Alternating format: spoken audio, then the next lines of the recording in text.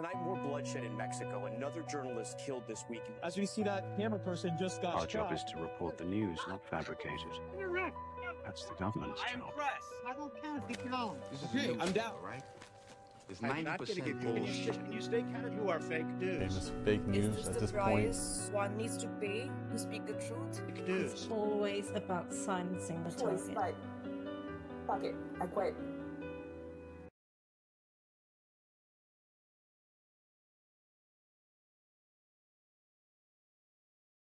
Well, good evening. Hopefully, you guys are having a great day. Of course, lots going on in the world as usual. House, of course, trying to get Hunter Biden held in contempt of Congress, of course, after President Sun ignored a deposition order that's vital to the program of Joe Biden's alleged foreign business dealings. House Republicans filed a resolution today requesting that Hunter Biden be held in contempt of Congress to define the critical deposition request related to the GOP's impeachment inquiries into his father. This is crazy, you know. Anybody else that, of course, ignored it,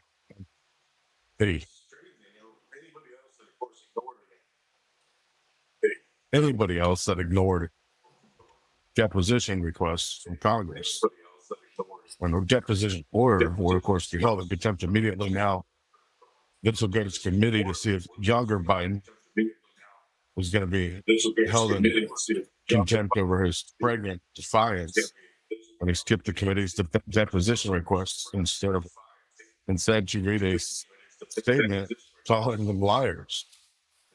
This is literally a joke on the justice system as we watch Trump being attacked 24/7. And yet, Joe Biden's unable to stand to answer questions by the committee and deposition subpoenas, you know, choosing not to be there, but stand around the Capitol grounds, flaunting basically that he's not there and he's not going to show up. This is plain utter disregard for everything you're seeing. And we're watching Trump, of course, prosecuted while we see the Democrats, of course, stand by their own.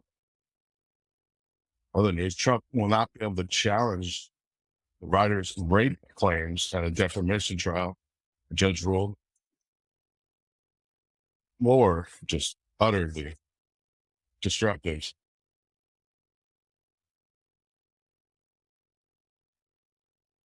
Craziness. Absolutely craziness as we watch this unfold. You know, when we watch what's happening in America, it's sad. It's sad watching the rule of law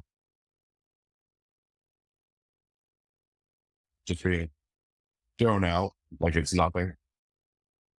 When judges rule that Donald Trump can't argue that the jury's assessment or assessment damages a writer Jean Carroll's upcoming defamation trial that he did not rape her in the mid 1990s, based on another jurors have found that he only sexually abused. So basically, he's not allowed to argue that he never raped her because a district judge decided to grant Carroll's request to block the defenses from arguing that the jury reached its conclusion because Carroll but did not believe Carroll's rape claims. But they didn't find him guilty at first, let's be honest. Sherry, of course, last May ordered Trump to take care of $5 million of the alleged encounter. Burbank department store dressing room. Trump says it never happened. And so containing her in 2022, when he said that, the schedule, of course, set for trial on the 16th. The different jury will consider how much Trump should take care of for defamation in 2019 when he was still president. And the former magazine columnists discussed the encounter in their memoirs. So basically, she's allowed to say anything she wants, and he's not allowed to actually question her claims of malice and what, of course, actually happened. And it's just another show of utter disregard for the rule of law. When judges find that Trump can no longer question his accuser, the rape claims made against, it truly shows the problematic system of government we have. Even though this did not fit the definition of rape under New York law, period, and she claims he raped him over and over again, defamation is only going against her, or going against him. She's suing him for defamation, and she's winning at this point. Carroll's taking $10 million in compensatory damages, plus punitive damages, while she was expected to testify in Trump as a possible trial witness. But yet Trump is not allowed to question her about the claims. I gotta say, this is one thing leading out to another here. And as we get darker, we see this happening more and more. The good news, though, the U.S. sees a drop in illegal border crossings after Mexico increases its enforcement. That's right. Countries that are fleeing, or families that are fleeing countries around the globe are using Mexico as their freight train to the U.S. are being stopped by immigration officials in Mexico now. Instead of trying to get permission to go into the U.S., they're now flying them to the southern border of Mexico. The enforcement action in Mexico has sharply dropped the illegal border crossings to the U.S. We're not enforcing our border crossing laws. Now, of course, thanks to other people or other countries now enacting their own border crossing laws, we're seeing this massive drop in immigration, which should have happened a long time ago. President Biden's administration is still locked in talks with, of course, the Senate negotiating restriction and asylum and $110 billion in aid for Ukraine and Israel. And the balance. I think we should just cut the aid out and, of course, worry about our immigration, our border policies, and our border problems. I'm just one person. They're saying the state of a nation, of course, the state of our nation's not able to provide basic needs of shelter, food, and housing for families of American citizens, much less illegal immigrants crossing the border daily. We're talking Mexico removed almost 329 migrants since December 28th. Of course, those migrants would have went right across the border without a problem. We're still seeing massive amounts of migrants crossing. The arrests for illegal crossings into Mexico fell to about 2,500 on Monday, down from more than 10,000 several days in December. 2,500 is still 2,500 too many. Those are the people we actually caught crossing, not just the people like us cross. We're seeing major hits, of course, on major cities in the United States from this. We're seeing bridges being closed, vehicle traffic on the border agents being reassigned to help process migrants. So, of course, delaying the border traffic that normally crosses the border day to day. We're seeing freight crossings, of course, having more problems. CBP, of course, resuming its freight crossings in Eagle Pass and El Paso. Texas, a 5-day shutdown. Of course, the U.S. officials responded to as many as 1,000 migrants arriving atop a single train through Mexico before trying to walk across the border. So, of course, these trains getting back up and running and more people crossing illegally that we're not even keeping an account for. As for a single train holding over 1,000 people is nothing. Especially when we have tens to 20 trains a day across. Trump era policy, of course, that forced over 70,000 asylum seekers to wait in Mexico for hearings on U.S. immigration courts and denied rights to seek asylum during COVID-19. Those people just walked in without a problem. We're talking, we know Panama reported that less than 25,000 migrants walked through the jungle in December, about half of October's level, a sign that fewer people are leaving South America for the U.S. Migration drops usually in December amid holidays and colder weather, especially hearing that they're not going to be housed and they're frozen out here in America. Congress still trying to pass the deal on something to happen in Ukraine aid as the border security, as lawmakers return to Washington. And we know nobody wants to, of course, push more aid to Ukraine at this point, but Congress has returned. House conservatives are trying to address their own hardline immigration demands. Of course, all this is going forward and trying to make a bipartisan deal to, of course, reduce the number of migrants who travel to the southern border to apply for asylum protections in the U.S. Small group of senators has been working for months on the legislation, but disagreements have remained. A lot of U.S. citizens no longer want to see foreign or money going to foreign wars, foreign aid packages, as we've seen unfolding recently. Of course, there were $160 billion last year alone, which could have ended homelessness, ending the water crisis like Flint, Michigan, rebuilt infrastructure, allowed for mental health facilities for every person in America. We're talking truly changing America's way of life, but yet we did not do it in favor of war. No matter what we say or do, the truth is out there. Watching this unfold, Biden administration also being directly involved with talks. President tries to secure both support, but top foreign policy priorities, funding Ukraine's defense against Russia, which we know is going terrible, even with all the money we sent there in weapons. Demonstrating actions on political or potential political weaknesses. Has had a historic number of migrants seeking asylum in the U.S. Mexico border, which is tragic for the country. Of course, Biden wants a $110 billion request for package for wartime aid for Ukraine and Israel. As we know, we're just giving them weapons right now with Israel without even charging them. We're just giving them to them. So what's the money for? That's a good question. That list might be answered in months to weeks to come. We don't know. Of course, the moon landing attempt by a U.S. company appeared to be doomed after critical fuel leak after the Vulcan missile or Vulcan rocket was launched.